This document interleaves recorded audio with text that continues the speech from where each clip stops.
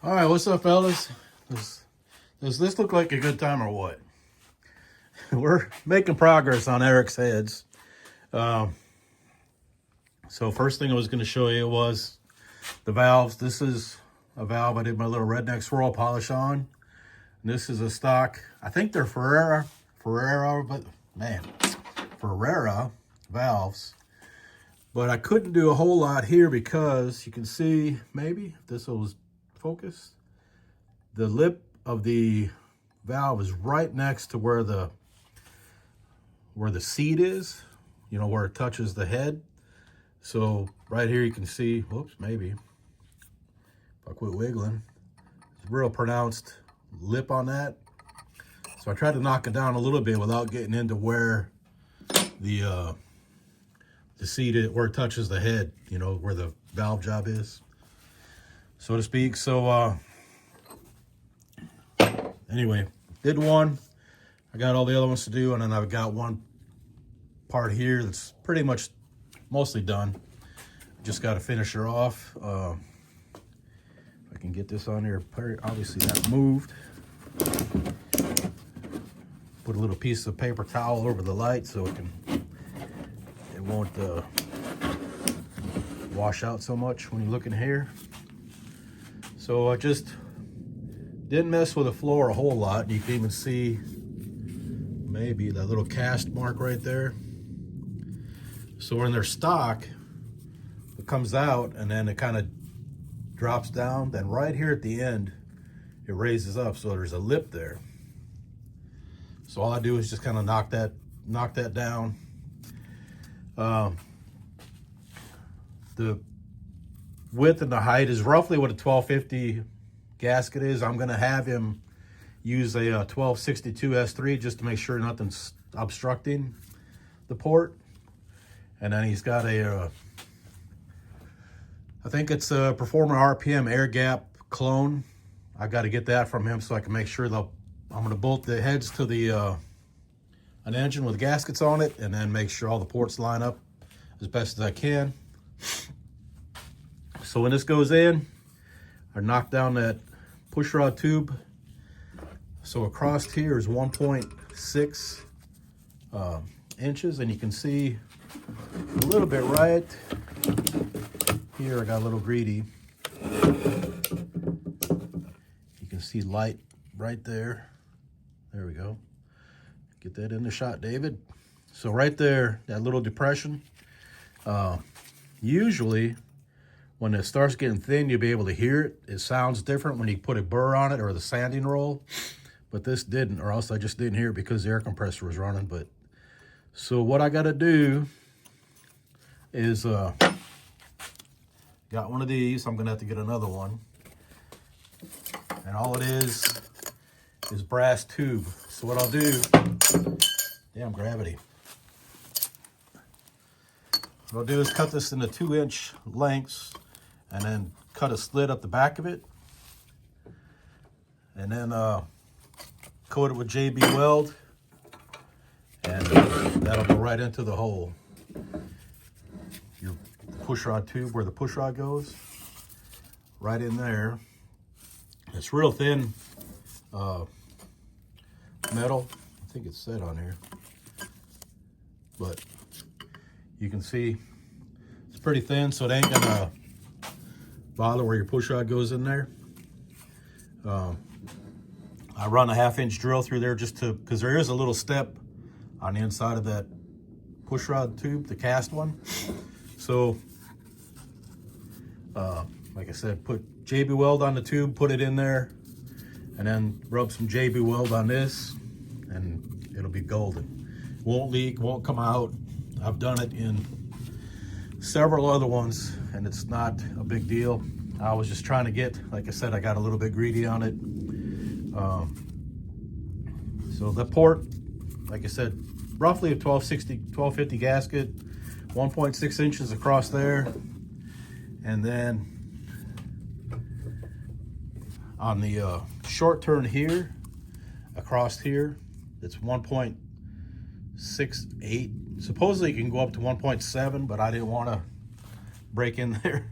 So All I did was raise the roof, and then this wall here, the kind of straight one, you're gonna kind of move that over a little bit because there's not as much goes on this side because it's got a pretty pronounced curve in there. So you get it knocked down right here where the pushrod tube is, and then there's a real significant like a bulge here when it's stock. So I kind of flatten that out. Let me see if I can, it'll show it in here. I think I've already got these knocked down, yeah. So, and then make it round. You don't have to mess with anything back here on this side. Just kind of, you know, run a grinder across it, make it smooth it out, and that's about it. You want to have your seat, your width here in the throat, no more than 90% of your valve size. Same way here. Some will typically go like 0.85% across here. And then the same on the exhaust, 0.85% of your valve size across your throat. And on the exhaust, you just don't mess with anything to the back side because you want the air to go that way, all right? And on both of them, you just want a nice smooth radius from your valve seat all the way out to your port. And another hat tip to Richard Sickles for making this thing, because it certainly makes it a lot easier than trying to flip a head on the bench. And then the exhaust, just make it wider. Try to center the valve in the bowl, because when it's stock, it's kind of offset. So what you'll do is just try to get it so you're, so you can see where the pusher or the valve is like in the center of the exhaust port. When they're stock, you can see where it's not like that. So usually it's this wall back here. When it comes out of the bowl, this wall over here has got a real pronounced curve to it, and then it comes out this way. So this wall is a straighter one. And again, kind of same deal. You got to make the straighter one a little bit wider, but just be careful. Don't dip down too far in this area, because that is how I did this one. This is the one I cut up. But that little hole right there is what did me in. Maybe this way over here. Yeah, see that? Again, I was trying to get a little greedy, shape the port. You don't want to take anything off or not very much off the roof, because you're trying to get the air to come from through the bowl and out, and it's going to come out of and go into the exhaust pipe and go like backwards and down. And then raising the roof is just where you're changing the angle more dramatically of how it's going to come out. So, like I said, just this wall, straighten this out here at the end, and a little bit off the roof, Jared, just to like smooth it out. And then most of it you're going to be taking off here at the floor. Don't want to get too greedy there. What I measure is that little flat spot right there. Sometimes they'll have a hole in there. If you make something in there, you can measure it. So just get like 1.25 in there. But like I said, be careful, so you're measuring from that flat spot here to where the floor is right there. If you can get it about 1.25, that's golden. Don't try to get greedy, get more in there. And let's see, the chamber. I flattened this out a little bit here, got rid of that lip, and then where it goes from the valve seat out into the chamber, knock that ridge down, because they're pretty significant when they're stock. And that really, on the low flow, when the valves are just starting to open up, that really disrupts it. And that's where a lot of your, supposedly, I can't prove it, just from what I've read on the internet, it says that's affects like your low flow, and which has effect on your low RPM torque. Then here in the middle, normally it's flat, like when it's from the factory, but just put a little, lower that down just a little bit, so you get your crossover during the valve overlap. So when the exhaust is closing and the intake is open, and the exhaust gas will suck the intake in there and kind of give the intake charge momentum to help fill the cylinder better. And then I flatten this out just a little without getting where it's going to booger up the threads when the spark plug goes in. So that is the down and dirty of what these are going to do. Obviously I got to finish all the rest, and using this as my guide. Like I said, I wanted to, on the exhaust, work this a little better on this thing because as you can see it's higher compared to that one.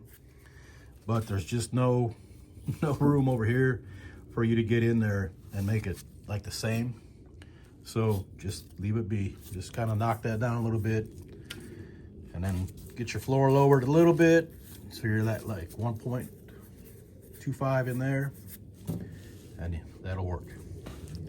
Put some good headers on it, let her eat. All right, so I think that's about it. Can't think anything else got to show you. When I get his intake, then I'll get that in here and we'll start working on that, and then I can do a video on it. Been working on this on and off between the heads and this morning. Looks a little better. I liked that the idea of putting that cross brace on there, just because originally I was going to put it from the back to here, and I decided not to. That I thought would work better. So anyway, we'll wrap this up. Appreciate y'all. Later on.